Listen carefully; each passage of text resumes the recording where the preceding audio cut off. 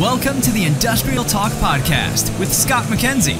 Scott is a passionate industry professional dedicated to transferring cutting-edge, industry-focused innovations and trends while highlighting the men and women who keep the world moving. So put on your hard hat, grab your work boots, and let's go. All right, let's go. Welcome to the Industrial Talk Podcast. Once again, we are broadcasting from the IoT Solutions World Congress here in wonderful Barcelona, Spain, where food reigns supreme, especially paella. There's some drink involved in that too as well. And it's brought to you by those incredible folks at the Industrial Internet Consortium. I'm telling you, so you're saying to yourself, I need to know more about this IoT stuff. And you're saying to yourself, well, where do I find this information? All right, it's iiconsortium.org. That's where you need to go. That's the one-stop shop for everything that's IoT related. That's Internet or Industrial Internet Consortium. Go out there. They're wonderful people. They're passionate about your success and solving problems through the use of technology. We got a great interview today. His name is Chris Davis. He likes food. We know about that. He's with SimCon, and we're going to be talking smart cities because he's a VP, big thinker of smart cities. Chris, how you doing? I'm great, man. Good to be here. Good to Particularly since we're both from Louisiana, right? Yeah. You. When did you move away from Louisiana? We can't talk about that. Oh, good. I'm telling you, man, you having a good Congress? I really am. Yeah, it's no jet lag. That's the most important thing, right? Yeah. That's we had jet lag, but it was a good jet lag because we were having a wonderful time with you last night. Well, thank you. Yeah.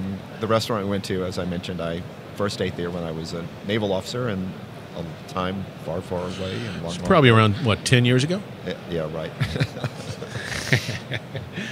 I'm going to tell you, it was fun, too, because you sit there and you eat the food and you share it all up because everything tastes, you got to try this, and you got to taste this, and then this is, it's such a wonderful experience, and it's in a great section of Barcelona, too. Yeah, right off La Rambla, but you notice I didn't share mine, so... right. I did the appetizer, but not the main. Oh, you did. By the way, those are good appetizers. All right. Give the listeners a little background on who you are, why you're such an incredible professional, and then we're going to go into a little about smart cities. Oh, I don't like to talk about myself too much, but I would just summarize it as saying... Got a head of hair that I don't particularly flaunt it in front of me. Thank my mother, right? I'm really passionate about clean technology and smart cities and working with cities and utilities and technology companies to enable good outcomes. So that's kind of my current deal. Long career in sales, marketing, business development, general management. Traveled a lot, but it's all about having fun and doing good. And solving problems. Exactly. I mean, we just got done talking to Richard Soley with IIC, and what was interesting is this whole technology and this push for technology, especially here. There's like 19,000 people just roaming around the place. They've sort of transitioned into less about technology, which is important, and more about how do you solve problems through the use of technology. It's the key. It's really the key. It is. If you can't do that, you don't deliver value. How do you, with SimCon, how do you define that problem statement? How do they know they even have a problem? Well, that's a really good question. Yeah. And that's why I get paid the big bucks there, Chris. I know. So, everybody talks about the technology to solve problems. Yep. And I think what you need to do is to help cities and utilities and even commercial industrial people understand what the technology can do. And if you educate them well enough, they can actually come up with some use cases that none of us in this hall are, as technology providers, are smart enough to realize. So let me give you an example. So if I were to say to you, Scott, I'm the mayor of Schenectady, New York, and I've got a zombie problem, what do you think that would mean? First off, I've never heard that example, but I would say, darn it, how do I get rid of the zombies because they're killing my people and making more zombies? Well, that's what happens, yeah, right? but right. So we were talking to Mayor Gary McCarthy, mayor of Schenectady, great guy.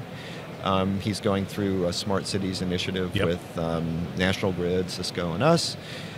we're talking to him about smart and connected street lighting, energy efficiency, sustainability, other smart city services, and he says, hey, I got this zombie problem. And people around the room are looking at him like, oh, is the guy crazy, right? And we had to ask Mr. Mayor, what is a zombie? He said, a zombie is an unpowered, vacant building that cannot be monitored by traditional means because it's got no power. Oh, and wow. So what happens is that we have 1,000 of them in town. They sometimes catch on fire. Often there's collateral damage to adjacent buildings because we have no way to monitor these vacant buildings and have the first responders, police and fire, show up quickly. And so he said, we're going to do street lights and smart meters and smart traffic, and we've got all these networks deployed all over the place. Is there any way we could come up with a battery-powered wireless smoke detector that would detect if this building catches on fire? And so our guys, along with Cisco and whomever, went out to Lowe's, Home Depot. They bought a smoke detector fire alarm. They broke apart one of our street light controllers. They hardwired it together and said, yeah, proof of concept, we can do this. So he had a problem, had a public safety problem, which for him translated into votes. A fire next to City Hall is not good for votes, right? It might look good on the internet, a picture of that, man. That would, but it's not good for your career in politics. No. So what you're finding is that city officials, once they understand the potential of the technology, they're coming up with use cases that solve real problems that most of us don't have a clue about because we're not out, paving streets and fixing potholes and picking up garbage and doing all the things that, city mayors and even governors are really good at doing. But what's interesting about that, which is I didn't know that a vacant building with no power is a zombie, which is pretty cool. It's a good a good word picture, that's for sure. But here's what's interesting, is that I came to you with that problem. Let's say the mayor came to you with that problem. To be able to facilitate a solution through the use of technology and it not being some sort of just exorbitant cost or exorbitant, challenge to try to develop, it can be done. And that's what we're talking about from a technology point of view. There's just, it can be done. You just give us a use case. I mean, give us a challenge. Yeah, the real it's issue, and I think one reason why you're seeing an explosion in IoT, Scott, is that the cost of the technology and the capability of the technology has, the cost has come down and the capability of the technology has gone up. So if you go to Lowe's or Home Depot and you're saying, okay, I want a combined carbon monoxide smoke detector that is networked in the house. I mean, those are what, $45 a piece. There's good margin, right? Yeah. So you can cobble together bits and pieces to prove out these use cases, and they're solving real problems. We took a street light controller, which has a location capability because it has a GPS, it has a radio, has communications. Yeah. We hardwired it to a smoke detector and said, okay, if we light a fire near the smoke detector, it's going to generate an alarm that can be communicated back to a city operations center, and they can know. And I don't remember the city exactly, but I want to say the city had 240 some fires and vacant buildings over a 2-year period, and it was $290 some million worth of damage. So if I can put one of these battery powered smoke detector fire alarms that communicates over a wireless network back to a fire department, for example, what's the potential in terms of savings, right? And the mayor was really smart. He said, okay, better first response, get people out there, keep the buildings from burning. He said, I also can have a revenue source. I can charge the building owner or whoever has the lien on the property, the bank, $25, $50 a month monitoring fee. So let's say I've got 1,000 buildings times $25 a month times 4. There you go. You're looking at there, right? You're looking at some check. $60,000. Yeah. See, that's different thinking. 100,000. Yeah. Well, whatever. When you're saying 50, and I just we had too much wine last night to do the math. I just gave up. I was going to say, Chris, you do the math, and you came up. He's like, yeah, that's $1 million. I would have said, yeah, that's about right. Yeah. But it's a revenue source that provides value. It does.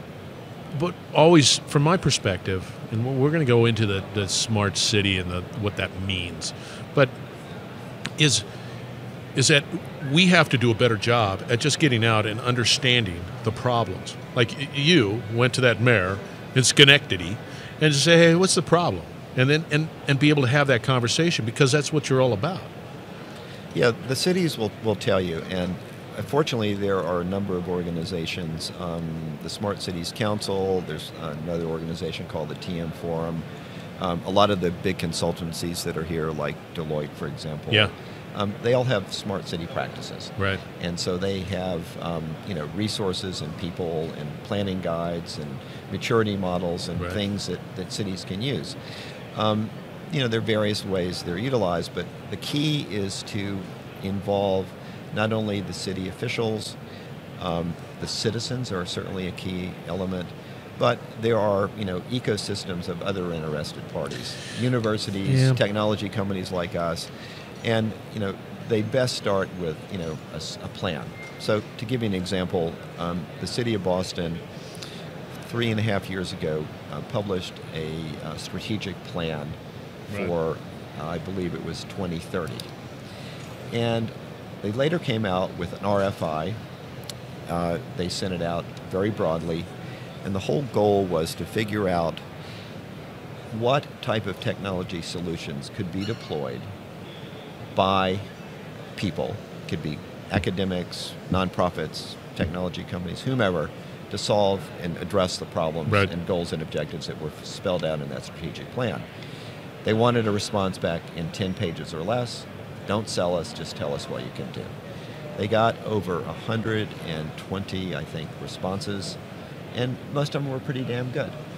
And it was, okay, we don't want to implement point solutions in smart cities. We want to do something that addresses the goals and objectives and the challenges that we've delineated and we've outlined in our strategic plan. See, so that's a segue into the smart city. For me personally, define what a smart city is for the listeners out there. All right, so there's sort of two tracks when you can define smart cities, and the smart city definition started out more on a technology track, and they were talking about the use of sensors and controls and ICT networks to gather all this data and do all this stuff, right?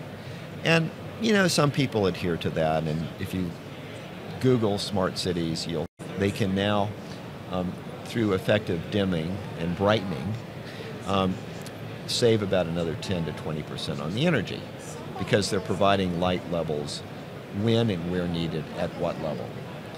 The other thing that happens is that a lot of utilities estimate that about 10% of streetlights are out at any point in time, even LEDs. And so they're expensive to repair. And so what happens if you put controls on them, you can now monitor and manage that lighting infrastructure, those assets, and know where you've got issues and fix them in a much more reasonable manner. The Energy Information Agency of the U.S. Department of Energy projects that most streetlights take about 2.6 truck trips, we call them truck rolls, right. to fix a light. And if you know what's going on in the light, you can oftentimes get that down to 1 if you're really good, but sort of the average is about 1.3. So if a truck trip costs anywhere from $200 down south where your roots are and where I came from, or up north where I now live, it could be $600 or $800. Huge savings. And you also have this whole component of keeping the citizens happy. But there's also a safety component. Oh, absolutely. I mean, come on. High quality lighting yeah. relates to public safety. Yeah. LED lights, give the city a really good presentation. And you can dim lights. I live in a seacoast town on the North Shore of Massachusetts. We did not implement controls when we upgraded, but one of the things they talked about, we're on the Merrimack River. We have a lot of concerts and events all year round. They wanted to be able to dim the park and street lights when the concerts are going on, and then when the things let out, bring the street lights up full, so most people walk, because it's a small community, walk downtown, they can get home safely and have good visibility. Or probably here in Barcelona, when the bars let out, they would want to bring the street lights out. They never let out. I mean, they go all night, right? They go all night. I mean, I've never heard that in the term of Barcelona. No, they keep on going. which is really interesting about just the solutions, right? And how the world is just changing. And we can sit there and say, okay, case in point, your example of where you live. It's a different feel too. It's like it's safe, but it makes a place better to live. Oh, absolutely. It provides the citizens a real comfort level. It does. And that's the end of the day. And like I said, everybody in our town walks. It's a big dog community, and I've got to say the city looks great since we've upgraded 1,500 plus streetlights, even though they're not controlled. On the Merrimack? Yeah, on the Merrimack River, yeah. And so now when the flood of people come on over there and start raising and buying homes, you're going to get mad about that, aren't you? Well, I'm already in, so it'll help my property value. But yeah, it happens to be a very popular place for both young families and empty nesters like us to move to. Well, here's the funny thing, because it doesn't just stop with lighting.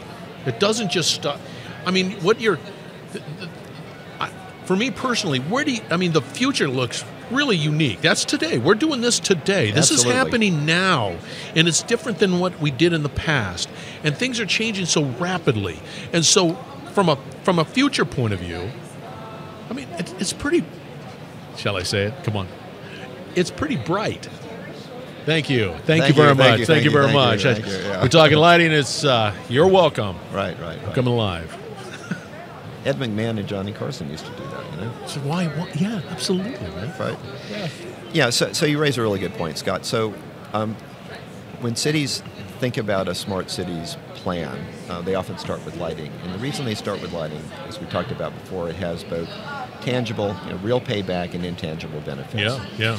The other thing that it does is if you put in smart and connected lighting, you now have an infrastructure in place to enable other smart city services on outdoor infrastructure, i.e. streetlight poles, which are ubiquitous. They're anywhere from 50 to 75 yards apart. And that's a very valuable piece of vertical real estate.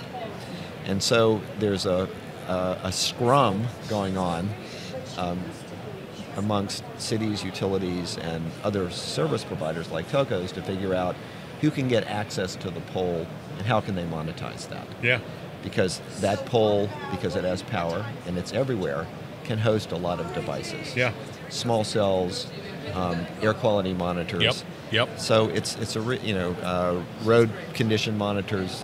There are non-contact sensors you can mount on streetlight poles that will tell you what is the temperature of the asphalt or concrete, what's the temperature of the air above it, and can tell you, is there water on that? Is it ice? Is it snow? So you have that's a safety component. So they're all trying to figure out how do I manage and control that pole. So we're kind of positioned in a key way, because if we put our controls and our networks in place, then we can enable our business partners, who are the big boys, the network providers, and some of the telcos we're talking to be able to monetize those assets.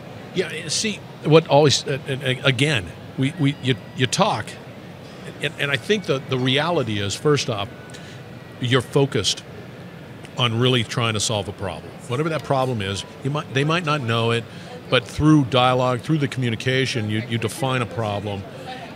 And then because of the cost of technology has gone down dramatically, and the ability to be able to, the capabilities have gone up, that's all wonderful, all great, all spectacular. You just got to be in the game. If you're not in the game, you're not seeing this. You're not seeing the evolution. It's just like IIC. They were just saying, hey, I think there's something here to be, in the Industrial Internet Consortium said, hey, there might be something here. But because they were in the game, they realized that it's not just technology. It's truly solving problems. Oh, absolutely. And what I find interesting about this show, and then coming up in Barcelona in the middle of November, is the Smart Cities World Congress. Yep. So these shows have a similar flavor. And what's happened is that a lot of what you see in the industrial space started 20, 30 years ago. Was called computer integrated manufacturing. So that's how do we make cities smarter? How do we make, factories smarter? How do we make them operate more efficiently, reduce our equipment downtime, and produce higher quality products, right? That same thing happened in buildings. And now you're seeing it happen outdoors. And what's enabling it outdoors is wireless infrastructures and the dropping cost of these sensors and controls, and the emergence of platforms. And I say platform, in this case, I mean something that's software. So it's edge computing, it's software running on the edge, it's sensors, it's these wireless networks or wired networks in some cases, and then cloud-based applications. So you're seeing this huge transition, and that really is driving adoption and enabling smart cities and smart utilities outdoors. And outdoors is hard, much harder than doing it indoors. Yeah, but it's happening. Let's put it that way. Absolutely. Barcelona is a great example. They're one of the leading cities in Europe in terms of smart cities. No kidding. I didn't know that. Yeah. And they started with lighting. Are you active out there on LinkedIn? I am the answer not is yes. as active as I need to be. You need to be. Right. You're going to be. You listeners out there, that is Chris Davis. SynCon, SynCon, professional extraordinaire. He's talking smart cities. You need to get a hold of this guy. I want you, listeners out there, to get a hold of him on LinkedIn, so it forces him to be actively engaged on LinkedIn. Thank you so much, Scott. Yeah, that's right. And all right, as always, this is brought to you by those wonderful people at Industrial Internet Consortium. That's iiconsortium.org. And you're saying, oh gosh, Scott, I need to find out more. Well, you go out to iiconsortium.org. I guarantee you, man, you're going to find out more. And we are broadcasting IoT Solutions World Congress. Food is wonderful. Drink is wonderful. People are wonderful. It's a wonderful event right here. You need to get engaged. That's IoT Solutions World Congress, and they're all over the world. So anyway, be bold, be great, dare greatly, change the world. Thank you very much for joining the Industrial Talk podcast. We're going to have some more great interviews like the one we just have here right to my left, if you're out there on the video. So stay tuned. You're listening to the Industrial Talk Podcast Network.